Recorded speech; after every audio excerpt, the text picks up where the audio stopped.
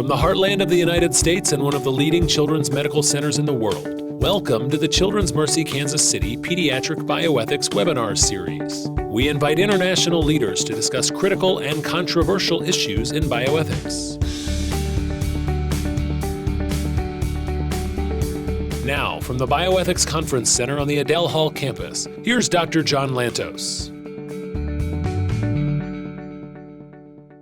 Good afternoon, everybody. Sorry about the slight delay, a few technical problems, but welcome back to the Children's Mercy Bioethics webinar series, generously sponsored by Children's Mercy Hospital. What is our new name now? Children's Mercy Kansas City. And the Claire Giannini Trust. Let me remind everybody, we have an application deadline for our year-long on-site Pediatric Bioethics Fellowship. That's December 15th. That's a one-year fellowship here in Kansas City.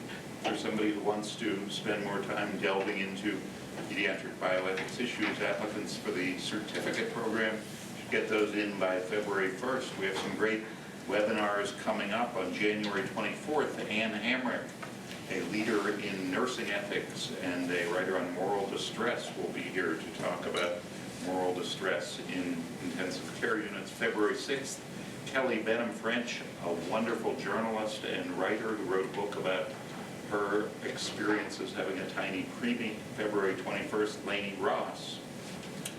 As always, we encourage discussion during the webinars. The little chat box in the lower right-hand corner of your screen is the place to write in questions or comments about today's talk.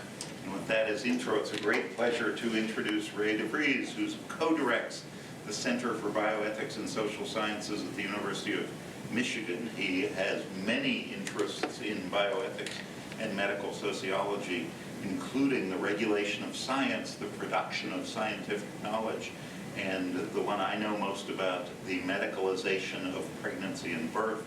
He has a great book from 2005 called Pleasing Birth, Midwifery and Maternity Care in the Netherlands.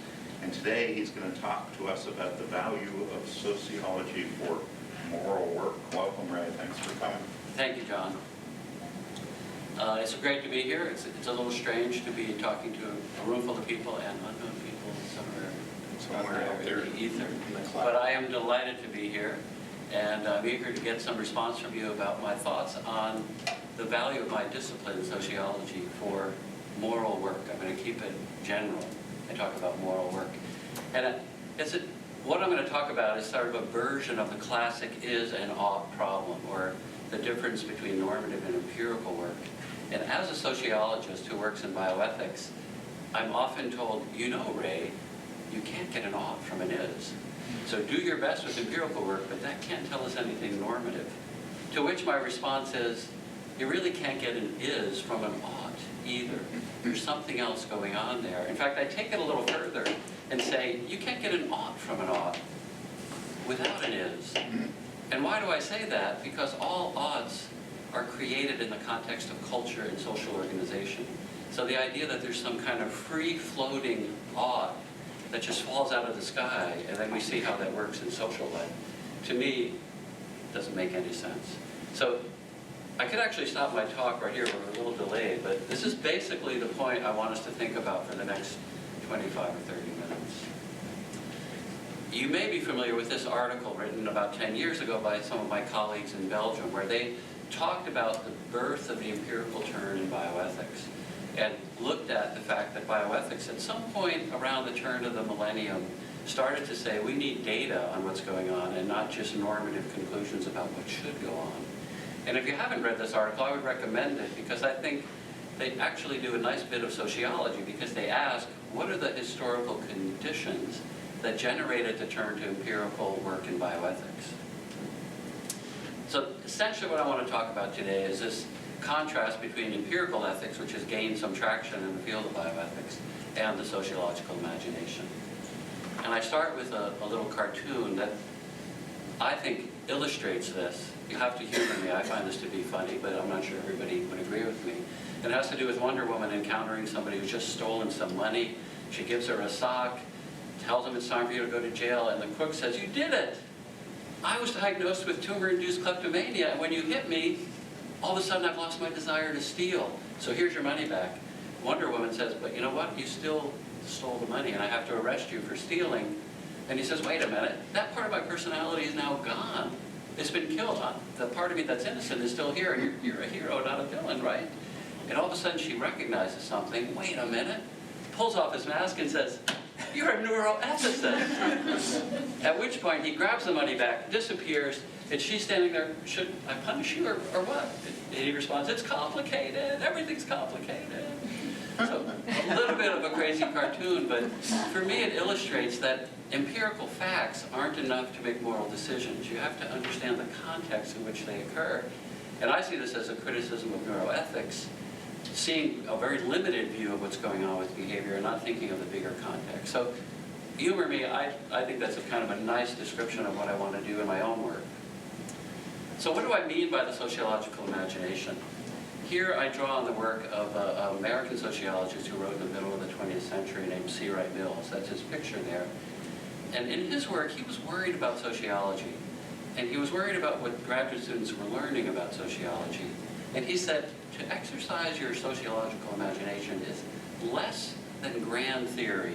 And this is a little too much inside baseball maybe, but he was worried about the work of Talcott Parsons, who was a sociologist who wanted to write one theory about all social behavior. So it could explain Tanzania, it explained Toledo. He thought if I get far enough above the data, I can explain everything. And Mills thought that was kind of crazy. And I think working in bioethics, that's kind of philosophical bioethics. We want to come up with norms. We don't really pay attention to the context. We just talk about normative decisions. On the other hand, though, Mills was worried about abstracted empiricism, which he saw in the middle of the 20th century, all these cool new techniques and computers, and we can analyze data. But he said a lot of that is just abstract empiricism showing how X and Y are correlated and never talking about the context in which they were correlated. So just making these interesting observations, this is related to that. Thank you very much. I've done my sociology now. And I think, and I hope to illustrate for you, that that's kind of what empirical bioethics can be, and I worry about that. Mills himself said, if you really have your sociological imagination working, you are seeing the links between biography and history. That is how your life, how your organization, how your discipline, how your profession is shaped by bigger historical and social trends.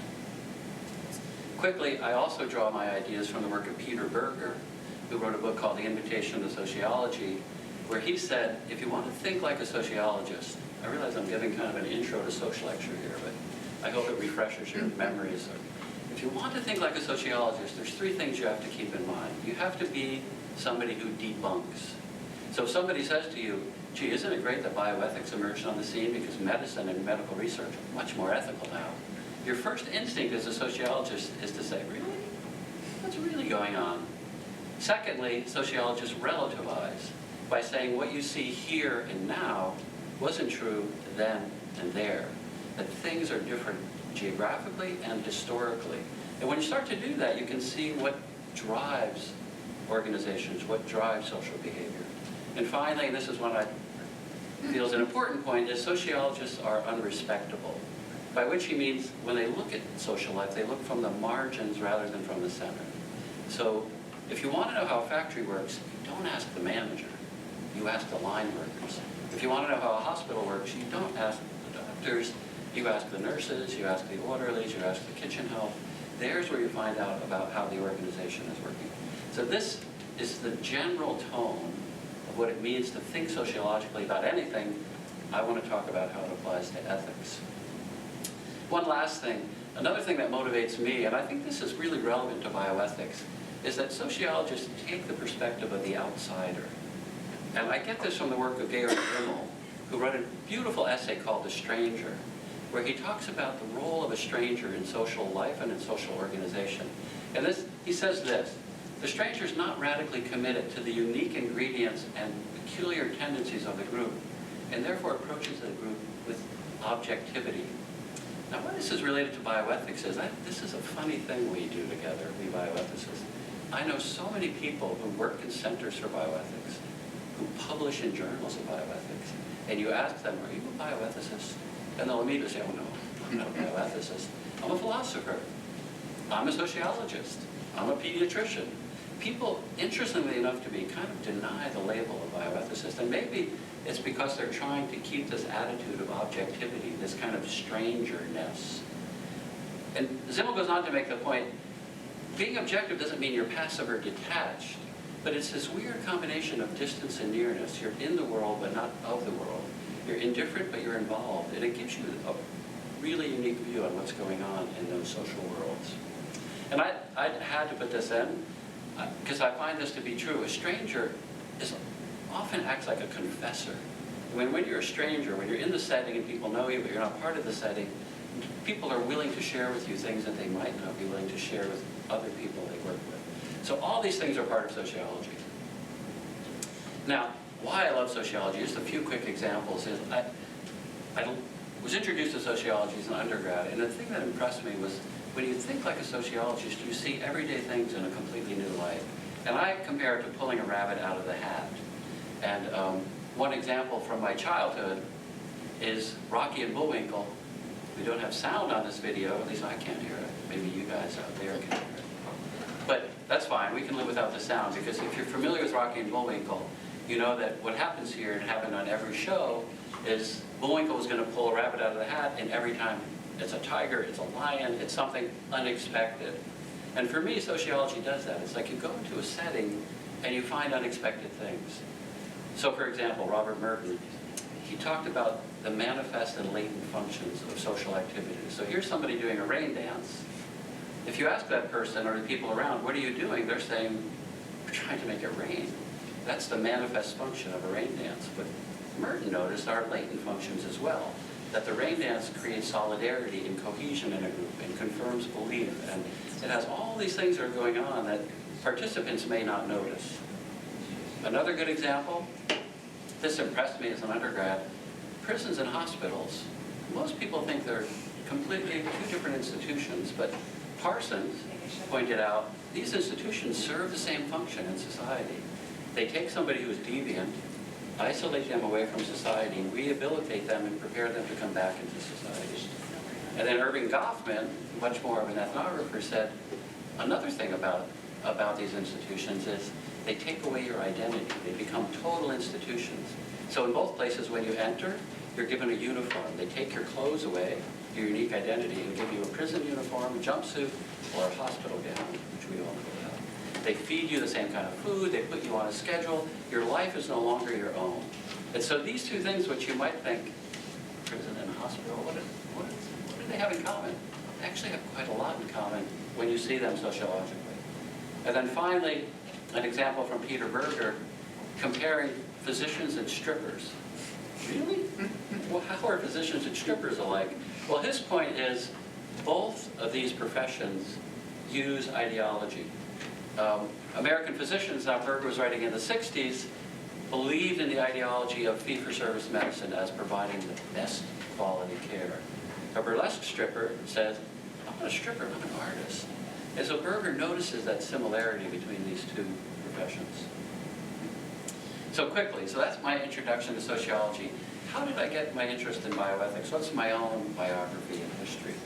And very briefly, I'm sure you don't want to hear the whole story of my life, but when I entered college as an undergrad, I was pre-med, veterinary medicine. I was thinking I would go into that, but I was in college in the 60s, which I'm not that old because the 60s started in 1967, if you remember. Went to about 1974. That's the period we call the 60s. And there was so much going on that chemistry lab was just not happening for me. And I became interested in what you would be interested in a period of civil rights, in sociology and philosophy. I carried that with me when I went to graduate school. I still had that interest in medicine, but at this point, from the point of view of sociology. And for reasons I don't have time to get into, I got quite interested in maternity care and midwifery and how that care was organized. And as I started to do this work, I was thinking back to my ethics courses as an undergrad, and I said, you know, the way we organize maternity care in the U.S. is crazy, and I'll say more about that a couple of times in this talk. And it's unjust. It's a poor use of resources, as John hinted at. It's medicalized. So I thought, well, I wonder what bioethicists said about this. Nothing. no comment on the organization of maternity care or the injustice, or just briefly, I'm going to come back to this, but to me this is a perfect sign of how crazy it is the way we organize maternity care in this country. Midwives do less, well, about 10%, 12% of all births, less than that of all births, well, slightly more if you look at vaginal births, meaning highly trained specialists are doing about 90% of all births. Highly trained specialists are sitting around while a healthy woman has a normal birth. That's an incredible waste of resources. And as I'll show you in a minute, it results in all sorts of untoward effects of maternity care. So I'm thinking, where's the bioethics here? Where are people commenting on this? It's not there, which led me to think about, well, what's going on with bioethics? Some sociologist has to study this. And it took longer than, I'm telling you this in 2 minutes, it took longer than this, but it led me to see the difference between sociology in bioethics and sociology of bioethics. So in the first case, we sociologists know a lot about methods, qualitative research, quantitative research. We can be super helpful to bioethicists. So for example, if you're doing sociology in bioethics, you're helping bioethicists answer the questions they have. So we can tell bioethicists, who's calling clinical consults? How often are they being called? Are the people who participate satisfied with the outcomes of clinical consults? We can do that perfectly and help bioethicists do their work. But we can also do a sociology of bioethics where we answer our questions, not bioethics questions. So in this case, we ask questions about, why do we organize bioethics the way we do? How come we think the moral life of a hospital is best controlled by doing clinical ethics consults? What about this period in history calls for that kind of organization, and how do the consultants organize their work? So if you take this in and of idea, you can see it really as a continuum. And I just briefly want to comment on this continuum, moving from work that is mostly sociology in bioethics to mostly of bioethics. At one end, you have descriptive work, where the facts we collect help us identify values. Moving more towards the middle of the continuum, you have work where we look at the consequences of moral advice. So facts are useful for us for helping us see how we realize values. And then all the way at the other end, we're looking at context. That is, how facts help us see how society organizes its values. And those are different ways of approaching what we're doing here as sociologists in the field of bioethics. So, pulling rabbits out of hats, here I actually had a little video that I'm not going to be able to show you, but the point of the video is to say, hey, what's the relationship between bioethics and the people that ask a bioethicist in to give them advice? And my little cynical thing here is that a bioethicist in your pocket? That is the bioethicist really challenging the ethical conduct of medical research and medical care, or are they doing something else? And I had a brief video here of a well-known bioethicist, Art Kaplan, who talks about his role in helping Pfizer market Viagra. And if you have well, this video is no longer available online, but if you have a chance, you see basically what he's doing. It's kind of a fine balance between saying, we want you to market your drug in an ethical way, but also we want you to market your drug in a way that in the end is economically successful. Which, as someone working in the field of bioethics, I'm saying, well, what is bioethics really doing? When I pull this rabbit out of a hat, is bioethics promoting ethical behavior, or is it promoting something else? So at some point, maybe we'll get this video online for people to watch later. So let me give you some examples. I have just 3 examples from my own work I want to talk about doing the sociology of bioethics. Brief examples: organization of bioethics, work I've done on the ethical conduct of science, and back to my favorite topic on maternity care. So, organization of bioethics, just a few comments on centering bioethics and missionary bioethics. I've been interested in how bioethics has organized itself to be a presence in medicine and medical research. And I've referred to this as the centering of bioethics. That is, bioethics has chosen to organize itself into centers that are attached to medical schools or to hospitals. You find them in all sorts of different departments. We're in internal medicine. I've known they've been in departments of surgery, radiology, which I find kind of curious and interesting. But I also find this historical shift to be interesting, looking at the prepositions of bioethics. I'm an adult learner of a foreign language, and if any of you have done that, you know that learning a language is difficult, but what's really difficult are those pesky little prepositions that you always get those wrong, because how we use them in English is not how we use them in Dutch. I'm guessing it's not how we use them in Italian. I had to learn Dutch as an adult. So for example, I might say to my colleagues that ik kwam op de trein, I came on the train. And Dutch people would look at me and go, what? You were sitting on top of the train when you came? Because they say you came with the train. And those little things really identified this guy's not a native speaker. So prepositions are interesting to me. And what I noticed in the centering of bioethics is that historically we had centers of bioethics. But now nearly every center is a center for bioethics. And that might seem ridiculous. What's the difference between those two? But one is we are the center of bioethics. We do bioethics. Come to us for bioethics. The second, which is the name of your center, Center 4, is we are advocates for bioethics. We want to help you do bioethics out there in the world. And I see this somewhat in the changing names for the Presidential Bioethics Commission. So under Clinton, we had National Bioethics Advisory Commission. So here we are, the commission giving advice about bioethics. Bush had his President's Council on Bioethics. So here we are to give you counsel, President Bush, on bioethics. And most interesting to me is the current, for at least one more month, commission, which takes this incredibly neutral position. We're not, an advisory board. We're not a council. We're a commission to study bioethical issues. We're not going to make any bioethical judgments. We're simply going to study bioethical issues. And again, my point here is I want you to see that I'm thinking about bioethics from an of position. I'm not trying to help these guys do their work. I'm just trying to say, where are you located? What is your mission? How are you approaching your work?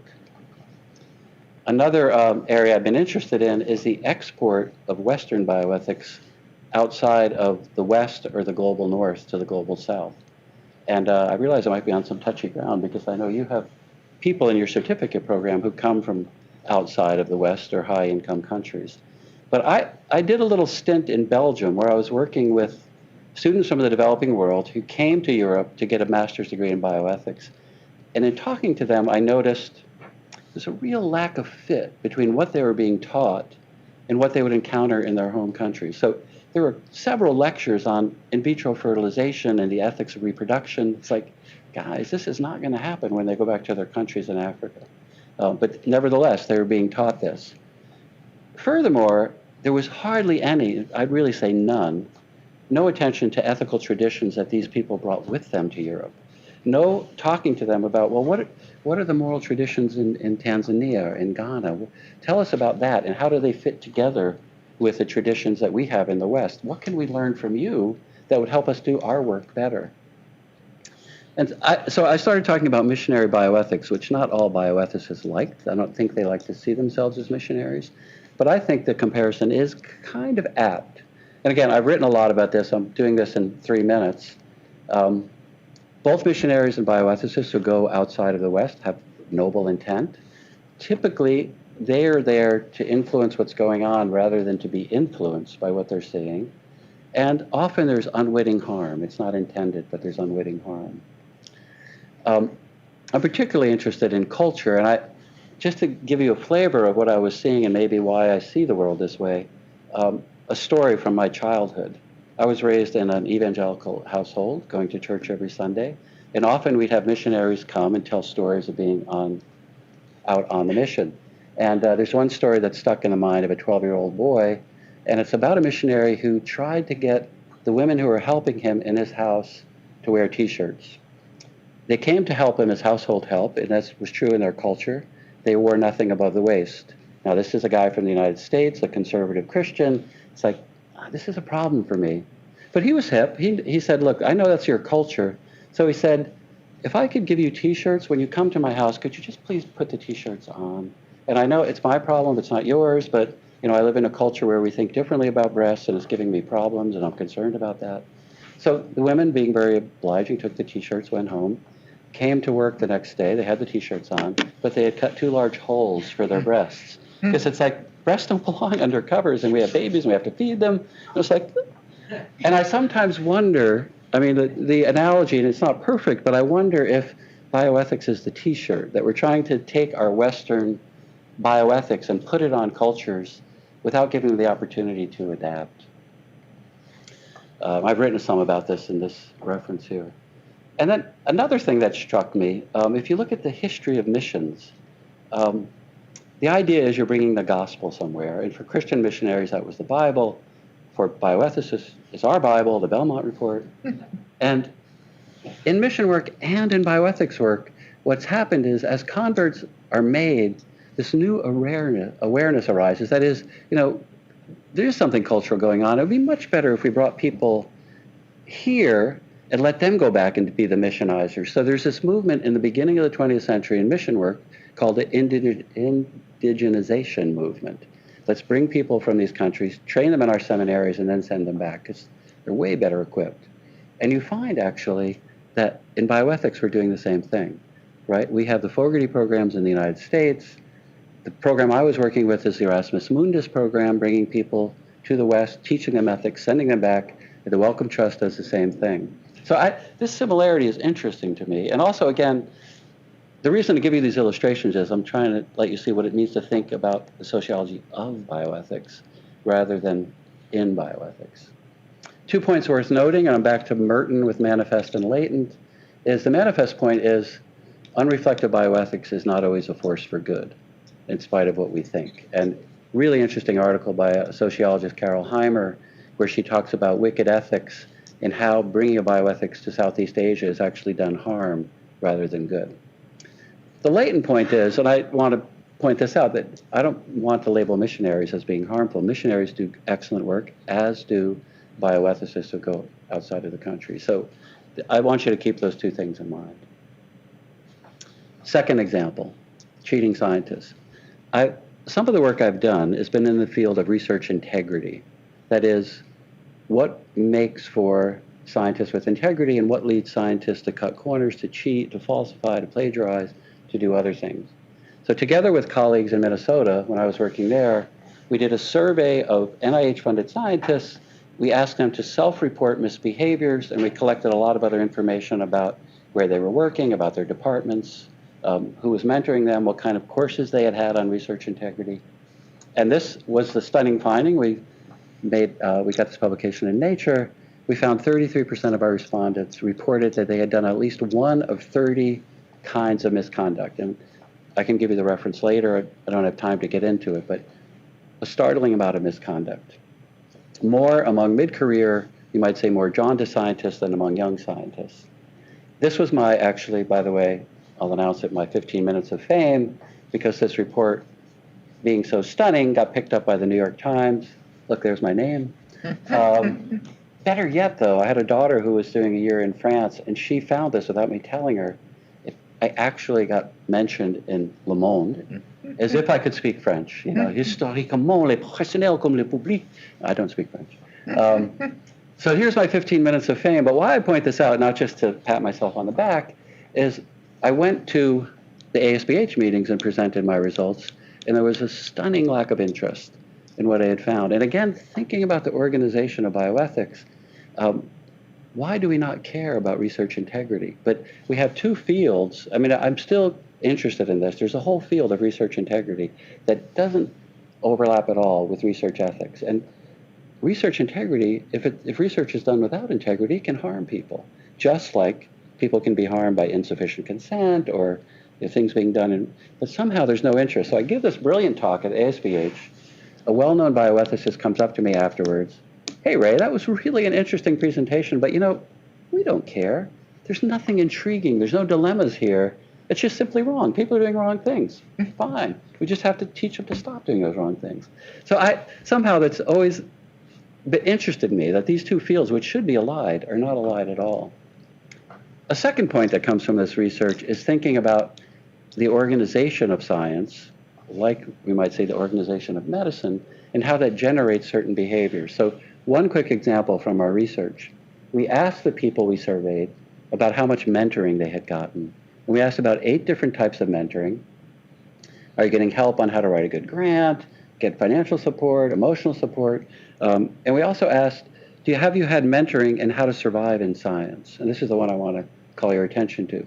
If you look at the overall mentoring scores, I don't want to get too quantitative here, but look at that beautiful bell curve. So, mentoring exists in kind of a bell-shaped curve that some people get very little, some people get a lot, most people get somewhere in the middle. But if we look just at where you mentored in survival and science, interesting finding in relationship to misconduct. So here's one of the items was, have you ever circumvented minor aspects of human subjects requirements? And here's a simple cross-tabulation of by how much mentoring you got in survival and science.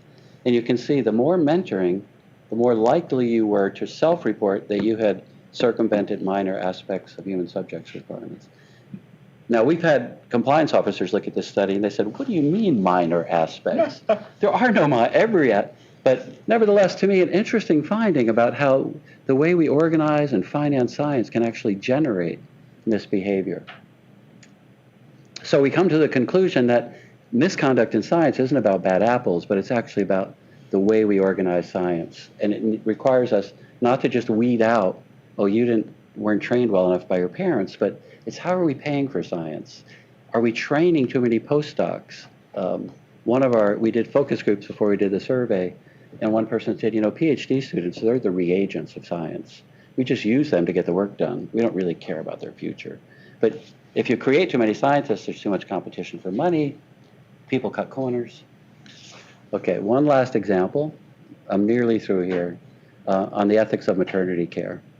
When I introduced this at the beginning, but I'm interested in the way we organize maternity care and the harms it can do. And I'm also interested in the way bioethicists think about it. Yeah, I'll get to that in a minute. So my point is the way we organize maternity care affects how it happens and how it's experienced and the outcomes. I want to show you some interesting, as yet unpublished data about how place of birth affects when birth happens and how it happens. So here we have a little diagram of distribution of gestational age in weeks by place of birth and data from birth certificates of 2014. And what you see is in hospital births, the green bars, at least on my screen, they're green. The highest percent of gestational age is 39 weeks. We typically think that gestation should last 40 weeks. But we have a normal curve here for hospital births peaking at 39 weeks. Home births, on the other hand, have gestational age more close to what we expect it to be, which is 40 weeks. So there's something about the place of birth that's affecting gestational age. And I'm not a pediatrician, but John and I can talk about what that might mean for babies. For hours, we could talk. Yes. All these graphs are about birth, place, and timing. This to me is quite interesting graph. The black line is home births. What day of the week are babies born when they're born at home? Pretty flat line. It doesn't matter. Sunday, Monday, Tuesday, Wednesday, they're pretty much distributed evenly. In the hospital, there's a different distribution. Wow, what a surprise. They're mostly born between Monday and Friday.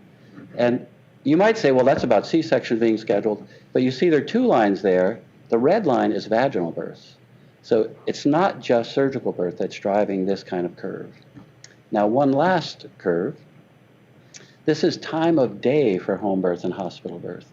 So if you're giving birth at home, when is the most likely time for your baby to be born? It's the blue line. You can see between midnight and 6 in the morning.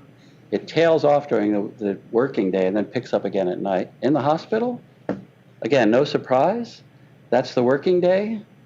Now these, if you notice in the title, these are just vaginal births. We have the graph if you include surgical births, and of course it's the same curve, only a little higher. So there's something about the way we organize care that influences when birth occurs. Not just gestational age, day of the week, and time of day. You probably know about our C-section rate in this country. It's quite high. This is the difference between 89 and 2009. And if money is your concern, you would see that if we had the rate that was true in 96 and 2009, it would have been 500,000 fewer C-sections. And if you figure a C-section costs about $10,000 to $12,000 more than a vaginal birth, it's billions of dollars we're talking about. But billions out of trillions doesn't really count too much in our system. But there is an economic cost here. And I thought this may be interesting to you. Yeah, although this is also a video, I'm not sure it's going to work, but this is a graph showing from 91 to 2013 the growth of the number of births by cesarean in all the 50 states. But I don't think, no, I'm not going to get that to animate. And here is looking across countries to see where the United States stands, and you can see we're among the highest. Our C-section rate is among the highest. I also work in the Netherlands, and it's among the lowest there. And I don't have time to tell you why that's true, but of course I have ideas about that. So you might say, what's the big deal? You know, what's the matter if a baby's born on Tuesday or on Sunday or born at 8 in the morning instead of 3 in the morning? Well, it is a big deal because there are harms associated with the way babies get delivered. This, I think, is one of the best studies of the effect of birthplace on outcomes of birth. It was done in the UK, published in the BMJ. There's way too much detail here, but I just want to introduce you to the design of the study because I want to talk about some of the outcomes. Basically, they were interested in how birthplace affects outcomes. So they had about 65,000 women. Some gave birth at home, some in freestanding midwife staffed units, some in alongside midwife alongside hospital, and some in obstetric wards. And they wanted to look at the difference in outcomes. All the women were judged to be healthy by a standard used in the United Kingdom, so we're not having pathological births here. These are all women intending, planning, diagnosed to be having a healthy birth. And again, these are the findings. There's a little too much detail here, I apologize, but the main finding is there were no differences in the adjusted odds for the primary outcome across all the settings. So having a birth at home was no more safe or no more dangerous than having it in the hospital. If you divide it by nulliparous and multiparous women, nullips had slightly higher odds of a bad outcome if they're birthing at home than in the other 3 settings. For multips, there was no difference. The thing I want to talk about is the last bolded line there. Interventions during labor were substantially lower in all non-obstetric unit settings. So that's the one I want to focus on. So if you're giving a woman advice, where should you give birth? If she's a multip, if she's having her second or greater baby, you should really, you have a responsibility to say, you better have this baby outside of a hospital because there's going to be no difference in the health of the baby, but you're going to have far fewer interventions. And here's just a quick look at that. So again, if you're familiar with odds ratios, again, a lot of detail here, but the chance of having a forceps delivery, about 1/3 if you give birth outside of the hospital. So the hospital was set at 1, and the odds ratio below is the odds compared to giving birth in an obstetric unit. How about the chance of having a C-section? Also about 1/3. If you see. So having a C-section, if you consider that a harm. Now remember, these are all healthy women. We're not starting, all the women giving birth in a hospital are sick. No, they're the exact same kind of women as giving birth elsewhere. So your odds of having a C-section much higher, and your odds of having a 3rd or 4th degree tear also much higher in a hospital. So where you give birth really matters. And if you're giving people advice, or if you're, let's say, a bioethicist thinking about where should I give advice, what's the proper place to get, what should we do in our health, that kind of thing. What should you do with this data? Now, very quickly, does it matter if you give birth by C-section or vaginally? This is a report from 2012, and again, a lot of data here, but if you have time, you can come back and look at these data. This is looking at all the literature and saying, what are the consequences more common with a cesarean delivery or with a vaginal birth? And you can see a list of things. A dot means that there's sufficient evidence that it's more common. An L means limited, and a C means the evidence conflicts. So you can see all these things are more likely with a cesarean delivery. The question for a sociologist is, how does this happen? Why do healthy women giving birth in a hospital, why should they be intervened with more? The hint of an answer is in the cascade of interventions, which this is from a study called Listening to Mothers done in the United States. And just briefly, if you follow this flow chart to the extreme left or the extreme right, what you see is we start with first-time mothers who experience labor. If they were induced, not induced, 53% were not induced. If they didn't have an epidural, 5% of those women had a C-section. But if you started by having an induction and then you follow that by having an epidural, 1 in 3 women had a cesarean section. So this is where I want to get to. So what do bioethicists say about place of birth? Well, recently in the American Journal of Obstetrics and Gynecology, Chervenek and McCullough and colleagues made this conclusion about where you should give birth. We call on obstetricians and other concerned physicians, midwives, and obstetric providers and the professional associations not to support planned home birth when there are safe and compassionate hospital-based alternatives, and to advocate for a home blah blah. In the UK, Crispigny and Savulescu had this paper published in Journal of Medical Ethics. Interestingly, they make this observation: benefits of home birth include lower. They know the data: lower intervention, less pain, increased satisfaction, fewer episiotomies, fewer lacerations, hemorrhages, and there are risks of hospital birth, medicalization. Okay, you see that, right? But then what do they recommend?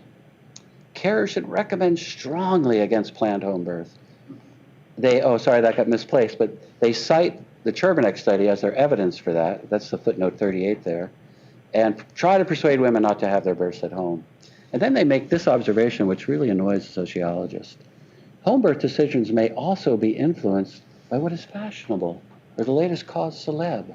And again, I'm sure the circle will be in the wrong place. Yeah, it got moved. Really? But birth in a hospital is not influenced by what is fashionable or the latest cause celeb? I just don't follow. So again, I'm telling you this, I care about maternity care, and I care about how bioethicists interact with this particular realm of medical care. So my question to those bioethicists is that a bioethicist in your pocket? Are you trying to support hospital birth? Where are you getting your information? Where are your biases coming from? How are you making your decisions? So to conclude, sorry, I went a little long. I talked about seeing bioethics from the of point of view, looking at organization, looking at cheating scientists, looking at maternity care. A quick illustration of how that might be different. If you're a sociologist in bioethics studying clinical trials, what you're going to do is, for example, hey, I can design a scale of therapeutic misconception. That's the kind of thing we're good at. I can correlate that with social variables like level of education, type of disease, patterns of communication between researcher and subject, and that's all kind of an in bioethics approach. If I'm an of kind of guy, I'm interested in the political economy of clinical trials. How do the experiences of all the participants, how are they influenced by the way we arrange research and medical care? How are these experiences shaped by a market-based system of care as opposed to other systems of care? And this is the point I wanted to get to. One view is more priestly, and one view is more prophetic. So both of these studies are valuable, right? We can help you come up with better consent forms, modify your research practices, modify consent. That's kind of a priestly role. Let's do this thing better. But the other side is more prophetic, and that is looking at the social forces that shape these practices, the procedures and the guidelines, and thinking about how can we rethink the whole system, not just tweak the system to make it better. One thing I've been interested in lately is how come IRBs are so worried about coercion and not worried about exploitation? So don't give that person $500. That would be coercive. But we don't ever say a research subject should have benefits. Shouldn't you provide benefits to somebody who's willing to go and spend 3 weeks in your Center for Clinical Research? So my conclusion, sociology, I think, is more than method and has value for anybody who wants to do moral work.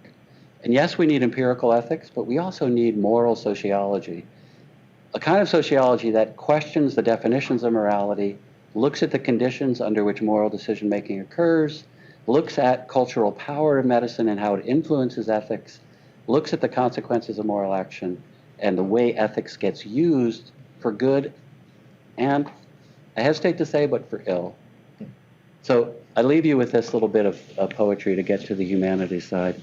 This poem by Jane Kenyon called Otherwise, I think really captures how it means to think about the world as a sociologist, even though she's not talking sociologically. The first stanza of her poem is, I got out of bed on 2 strong legs. It might have been otherwise. I ate cereal, sweet milk, a ripe, flawless peach. It might have been otherwise. I took the dog uphill to the birchwood. All morning I did the work I love. Sociology actually does that same thing. It looks at IRBs, it looks at clinical ethics committees and says, it could be otherwise. How did we end up with this? And is this the best way to do moral work? That's what I think my discipline has to offer. So I leave you with this kind of thing every time you're thinking, look for the is in every ought. And that's my Twitter handle if you want to reach me by Twitter. Thanks for your attention. Well, that was a great talk. Thank you very much. Lot to chew on there. I have about 18 questions, but I am going to defer to the studio audience here Oh, right.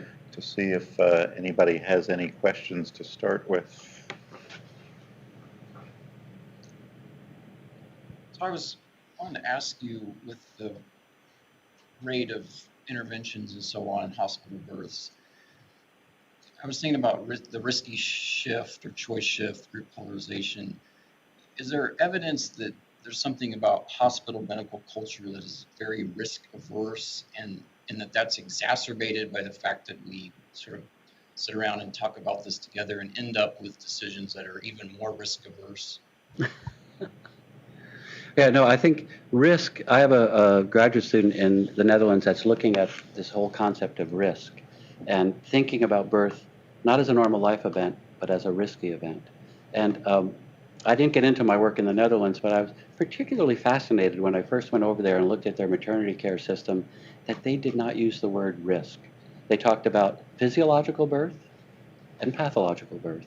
And they have a clear, well-organized system of dividing between those two and saying, when does a physiological birth become pathological? But they don't use the word risk. Although starting in the beginning of about 2000 or 2005, I heard the first talk of low-risk birth, meaning every woman is at risk, right?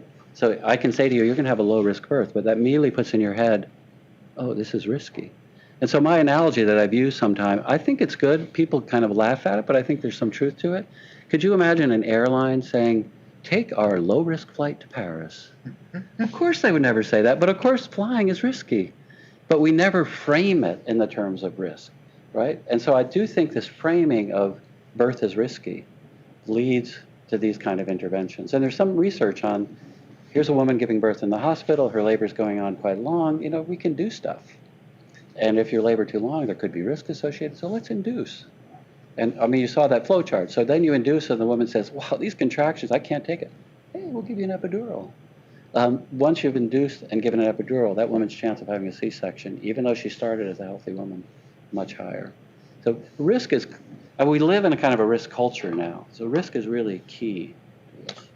For the people online, let me remind you, you can type your questions in that little chat room in the lower right-hand corner, and we will read them out and ask Professor Devries to respond. I had a question about bioethicists as missionaries.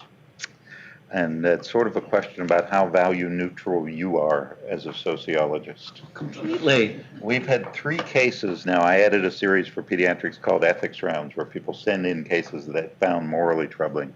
We've had 3 cases of Muslim families who have a child in the PICU, and for some bizarre cultural reason, the dad says, I'm the decision maker, don't tell my wife about anything that's going on here.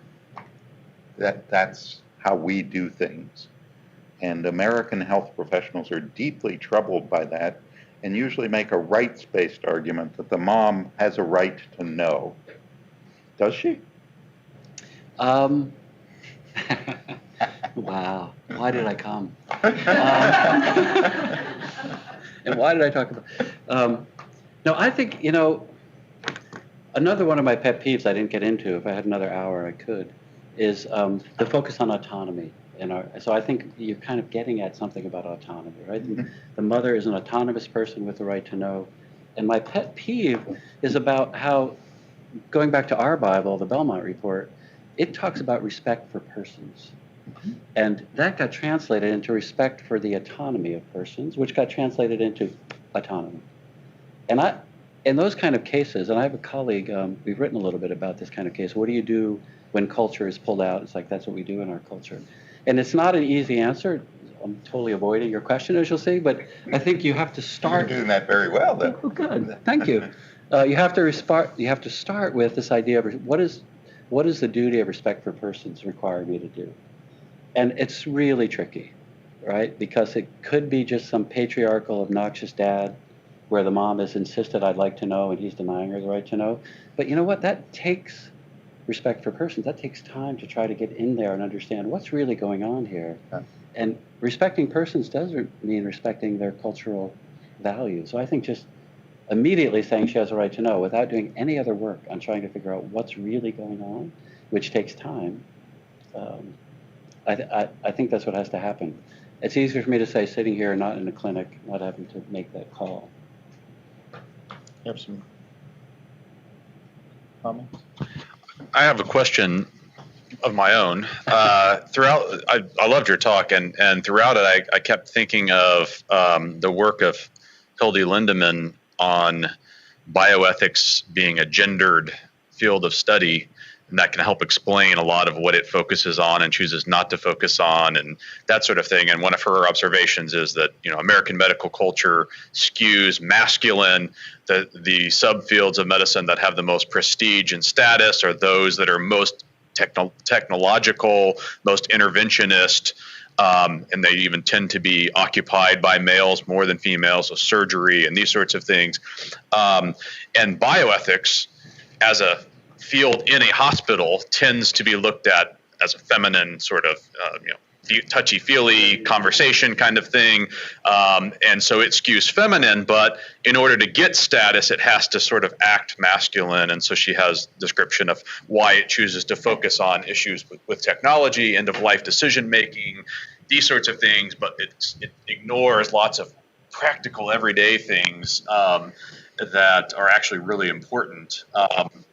And so I'm wondering if that helps explain, so throughout your talk, your why are bioethicists doing this or not doing that? And I wonder what your thoughts are. I could say more about her work, but for the interest of time, I'm just curious if that explanation makes sense to you and appeals to you in various ways, and maybe particularly with the birth issue, since that obviously has lots of gendered norms that come into play there.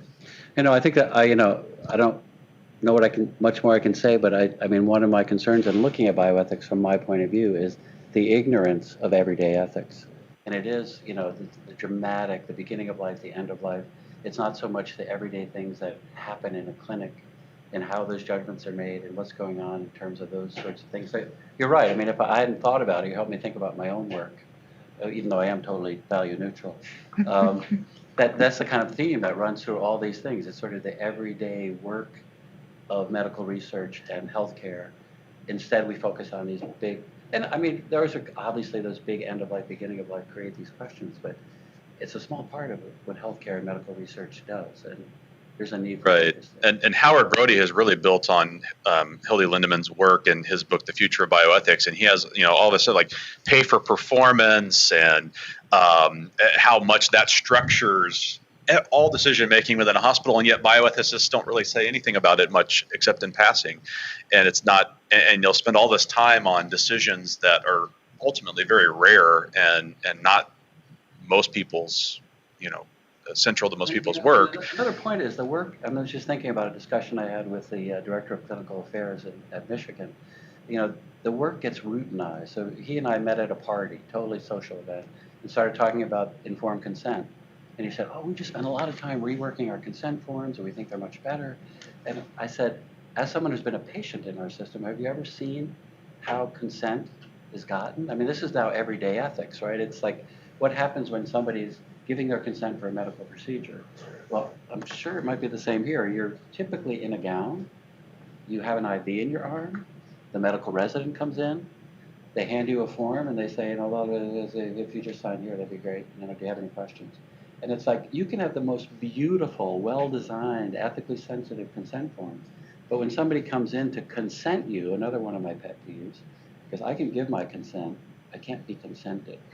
It's an intransitive verb, by the way. And, the poor resident who tries to do that to me, I really feel sorry for her. Because she walks in and says, I'm about to give you a lecture on grammar.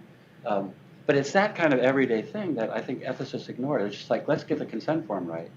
Let's not look at how that actually happens hundreds of times every day in the hospital. We have time for one more. So let me ask a question. I'm going to reframe this just a little bit. One of our persons is interested in the relationship between bioethics and policy, and I assume I'll say institutional level up to federal health policy, and the increasing partisan political nature of some of bioethics and the charge that they're just basically doing politics under the cover of, with an intellectual, degree placed beside it and put into jargon and things like that. What is your take on that, and how that influences the reception that bioethicists get, and maybe that also influences to some degree the things that they choose to focus on and not focus on, and the positions they take in those debates? Yeah, I think that's an interesting question. Of course, what comes to mind is something I've been working on with a colleague at the NIH, and it's policy on euthanasia, and particularly what's going on in Canada with the Carter decision, and then the fact that the legislature in Canada had to come up with how do you actually add regulations to this decision that it should be available. And it's a place where you can intervene in policy, and it is a place where you need empirical ethics and sociology of bioethics, which is how do we think about end of life? How do we think about suffering? How do we think about, in this particular case that I'm working on, psychiatric illness and requests for euthanasia? And I see, as a sociologist of bioethics, the kind of political bifurcation where one side is saying it's all about autonomy, and anybody who seeks to end their life should have the right to end their life. And the other side, which I don't want to call it pro-life, but it's more sensitive to some of the issues about decision-making and how it's compromised by certain life events. And, I think these kind of data can be useful to policymakers, but I also think that split. I was watching the hearings in Canada, and there's one side of bioethics saying, dang it, everybody should have the right. I don't care. If they want to die, physicians have an obligation to help them die. The other side, and so if I'm an outsider, it's like, what's with you, bioethicists? Isn't there any moral truth out there? So it does give the appearance of it's just politics by another name, right? So I think it's a great question for which I have no real good answer. Or conflicting fundamental principles, like, say, autonomy and beneficence. Exactly. But we need to stop. We didn't get to the most interesting question in Ray's talk, which is, when did the 60s actually start? But maybe we can have him back to discuss that. Once again, thanks to Children's Mercy Hospital and the Claire Giannini Trust for funding these webinars. Next one, January 24th, Ann Hamrick, a leader in nursing ethics and moral distress, will be here to talk about those issues. Thanks for joining us. Thank you.